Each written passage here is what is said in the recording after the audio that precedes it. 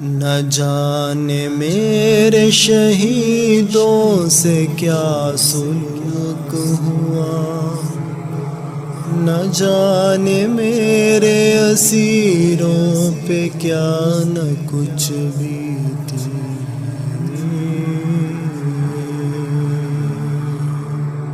نہ جانے کیسی ہی ان پر قیامتیں ٹوٹی،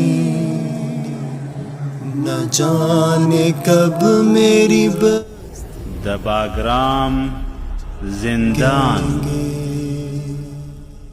نہ جانے کب میرے پلازمین کابل افغانستان کے سب سے بڑی فوجی ہوائی اڈے میں، جو کہ دارالحکومت کابل میں تقریباً 37 میل شمال کی جانب ہے،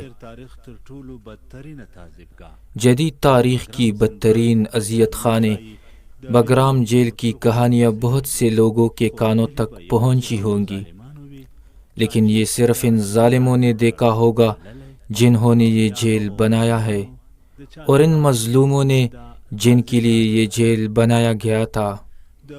انسانیت پر تشدد کے لیے یہ کیمپ ان ظالموں نے بنایا ہے جو دنیا میں حقوق انسانیت کے سب سے بڑے دعوے دار ہے، لیکن انسانیت پر ان کی ایسی بڑی اور وحشتناک ظلم کی مثال نہ تو چنگیز اور ہلاکو خان کے دور میں ملتا ہے، نہ ہی ماضی کے فراعنہ کے دور میں۔ حقیقت یہ ہے کہ امریکا کی قیادت میں نیٹو اتحاد نے بگرام جیل میں انسانی وقار کی ایسی توہین کی ہے جو شاید ظالموں کی لغت میں بھی نہ ہو۔ آبادی کے نام پر آئے ہوئے امریکیوں نے افغانوں کے لیے بگرام کو عسکری طور پر تعمیر کرنے کے بجائے انہوں نے افغانیوں کے لیے سب سے بڑا اور بدترین ٹارچر چیمبر بنایا۔ دہشت گردی کے جھوٹوں بہانوں سے ہزاروں بے گناہ افغانیوں کو 2 دہائیوں سے اس طرح سزا دیا گیا کہ انسان اس کو بیان کرنے سے شرماتا ہے۔ انسان کے ساتھ جانوروں جیسا سلوک کیا گیا، سفید ہتھکڑیوں پر انسانی خون کا سرخ رنگ چڑھ گیا تھا۔ بگرام جیل ہزاروں مربع میٹر زمین پر بنایا گیا ہے۔ ان میں 23 بلاک ہے، جن میں سے 6 بڑے بلاک ہے، جن میں ہر بلاک میں 16 پنجرے ہیں، اور ہر پنجرے میں 40 تک قیدی رکھے گئے تھے۔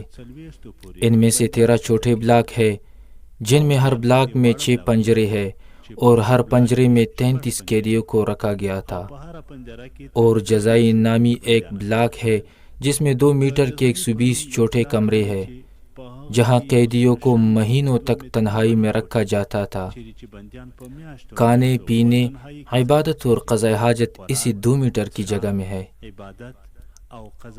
اسی طرح 2 وحشتناک تاریکیوں کی ٹارچز بلاک بھی ہے جنہیں شو کہا جاتا ہے، جسے انہوں نے سخت سزا اور اذیت کے لیے خاص کیا تھا۔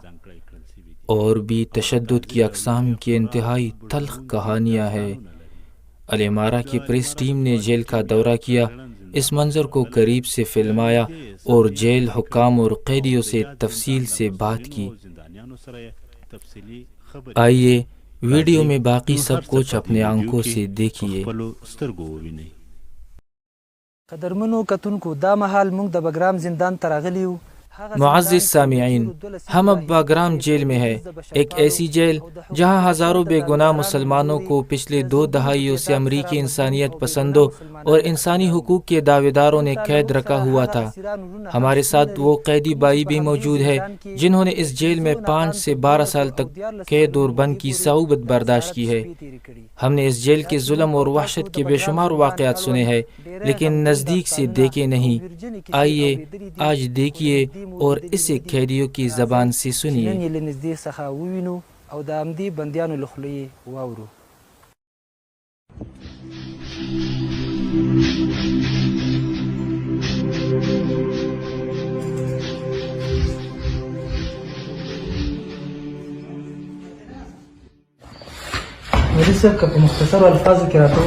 مولانا صاحب مختصر بتائیے کہ اس جیل میں امریکیوں نے قیدیوں کے لیے کل کتنے بلاک بنائے تھے؟ بگرام میں 6 بڑے بلاکس ہیں اور ہر بلاکس میں 500 آدمی آتے ہیں۔ اور 13 چھوٹے بلاکس ہے، اور سزا کے لیے 2 اور بلاکس ہے جسے شو کہا جاتا ہے۔ ان پنجروں میں 40 تک قیدیوں کو ڈالا جاتا تھا جن پر قسم قسم کی ظلم کیے جاتے تھے۔ نہ جانے میرے شہیدوں سے کیا سلوک ہوا، نہ جانے میرے اسیروں پہ کیا اسے لاک کہا جاتا تھا۔ جب کوئی قیدی بیمار ہو جاتا تھا اور دوائی مانگتا تھا تو اس سے یہاں لٹکایا جاتا تھا۔ 2 گھنٹے تک لٹکانے کے بعد بے ہوش ہو جاتا، پھر اس کو کھول دیا جاتا۔ یہ حاجت پوری کرنے کے لیے واش روم ہے۔ کھانے پینے، نماز اور تلاوت اور واش روم کے درمیان کوئی پردہ نہیں۔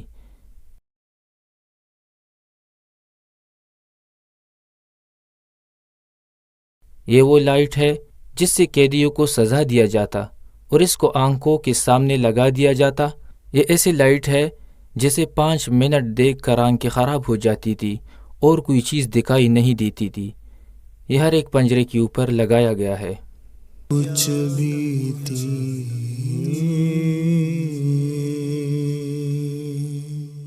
نہ جانے کیسی ہی ان پر قیامت۔ یہ میرا کمرہ تھا جب مجھے یہاں لایا گیا۔ یہاں قیدیوں پر بہت زیادہ ظلم و ستم شروع تھا۔ نہ جانے کب میری بستی کے لوگ جاگیں گے، نہ جانے کب میرے سچے رسول کے دشمن۔ یہ میرا کمبل ہے، یہاں میں سوتا تھا۔ یہ میرا جائے نماز تھا، یہاں میں نماز پڑھتا تھا۔ اور یہ اوپر کیمرہ لگا ہوا تھا جس کے ذریعے ہر وقت ہمیں دیکھا جاتا تھا۔ ہم بہت تکلیف سے یہاں اپنی حاجت پوری کرتے، اس لیے کہ ہمیں ایسے کپڑے پہنائے گئے تھے کہ ہمارا جسم اس میں دکھائی دیتا۔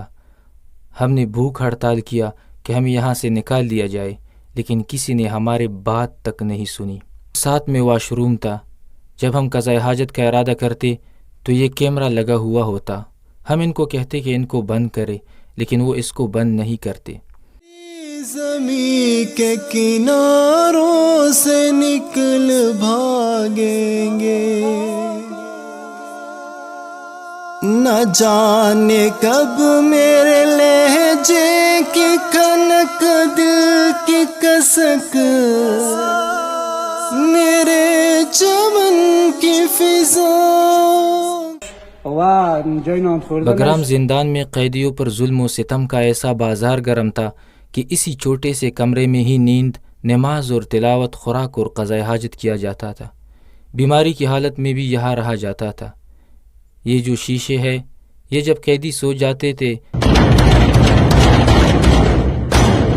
تو اسے زور سے کٹکھٹایا جاتا اور قیدیوں کو جگایا جاتا اور کہا جاتا کہ اٹھو، یہاں آپ کو نیند کے لیے نہیں لایا گیا۔ یہاں بوڑھوں، جوانوں، عورتوں، علماء اور سب پر ایک قسم کی ظلم ستم ہوتا تھا۔ راس آئے گی، نہ جانے کب میری آنکھوں کی آخر انجام، بجھے گی پیاس شہادت کی باس آئے گی، نہ جانے کب کوئی جنت کی حور چپکے سے مجھے اڑا کے وہ جنت میں پھر سے جائے گی، جہاں پہ روح۔ یہ ہم نے یہاں قرآن کریم کو باندھا ہے کہ اس کی بے حرمتی نہ ہو۔ یہ واش روم ہے، کھانے اور نماز کی جگہ بھی یہی ہے۔ جب ہمیں اس پنجرے سے نکالا جاتا تو ہمیں یہاں باندھا جاتا تھا۔ ہاتھوں کو کمر پر باندھتے اور پاؤں میں بیڑیاں ہوتی اور آنکھیں بھی باندھ دیتے تھے۔ یہ میری قرار پائے گی، نہ جانے کب میری بستی کے لوگ. ان کمروں میں میں نے خود بھی وقت گزارا ہے. یہاں ہم پر قسم قسم کے سزا اور ظلم ہوتے تھے. تب تک اسے نہیں نکالا جاتا کہ کچھ نام مان لیا ہوتا کہ ہم طالبان ہیں. چاپوں میں پکڑ کر یہاں ایسے مظلوموں کو لایا جاتا کہ ان کا طالبان کے ساتھ کوئی تعلق نہیں ہوتا، یہاں تک کہ طالبان کے ساتھ فون پر بات تک نہ کیا ہوتا. لیکن جب ان کمروں میں بند کیا جاتا تو اس سے طالب بنا دیا جاتا. یہ اپنے آپ کو انسانیت کے حقوق کے دعوے دار کہتے ہیں، لیکن ان میں ذرا برابر انسانیت نہیں. یہ کمرے آپ نے دیکھ لیے، یہاں انسانوں کو بند کیا جاتا اور یہ انسانوں کے لیے بنائے گئے. آیا یہاں انسان رہ سکتا ہے؟ کیا یہ انسانوں کے لیے مناسب ہے؟ جاگیں گے نہیں.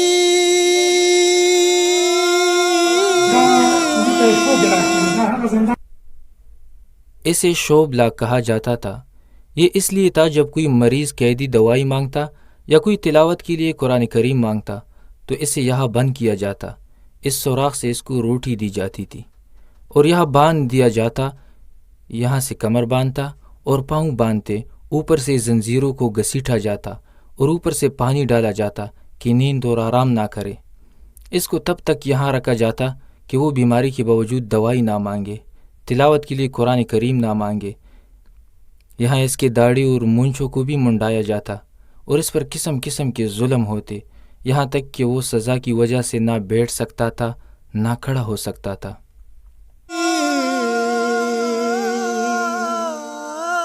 نہیں میں جانتا کچھ بھی مگر. میرا نام محمد یوسف ہے، مولا عبید اللہ خن مرحوم کا بیٹا ہوں. مجھے یہاں لایا گیا. میں نے یہاں 3 سال گزارے ہیں. 3 سال میں مجھ سے 56 تحقیقات کیے گئے اور ان تحقیقات کے دوران مجھے جس طرح بدترین سزا دیا گیا اور جو مجھے مارا گیا وہ بیان نہیں کر سکتا. یا ہمارے ساتھ جو ظلم کیا گیا وہ بیان نہیں کیا جا سکتا. ایسے مظالم کی پوری دنیا میں اس کی مثال نہیں ملتی. یہ جو انسانی حقوق کے جھوٹے دعوے کرتے ہیں یا ہم نے وقت گزارا ہے، لیکن ان میں قدر انسانیت بھی نہیں. یقین ہے مجھے یہ رات میرے چراغوں سے ہار جائے گی. یہ رات میرے چراغوں سے ہار جائے گی.